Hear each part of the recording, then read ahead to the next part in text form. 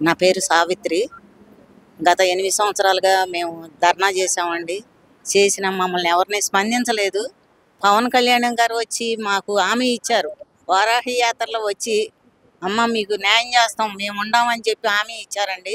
ఆ హామీ ప్రకారం మేము మొన్న ఈ మధ్య ఇక్కడికి వచ్చామండి మీ ఆఫీస్‌కి. మమ్మల్ని కలవనీయకుండా మమ్మల్ని పంపించేశారు సార్. మళ్ళీ వచ్చాము. ఇప్పుడు మీ ఆఫీస్ దగ్గరే ఉండామండి.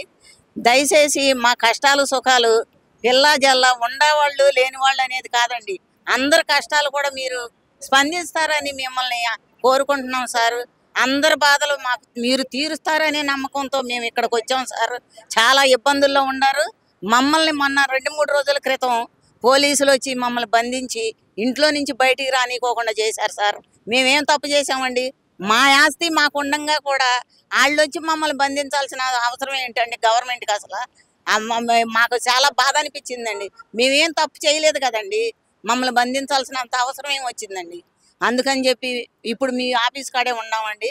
మీరు మాకు దయచేసి ఒక మాట మళ్ళీ మీరు హామీ ఇస్తే మేము నిరాహార దీక్ష చేయకోకుండా స్పందించి సంతోషంగా బతుకుతామండి. పిల్లా జల్లా అందరూ బాగా ఎడ్డిలో ఉన్నారండి. మీరు ఆలకిచ్చి మా బాధను ఆలకిచ్చి మా మా మాట వింటారని చెప్పి మేము ఇక్కడికొచ్చాం సార్.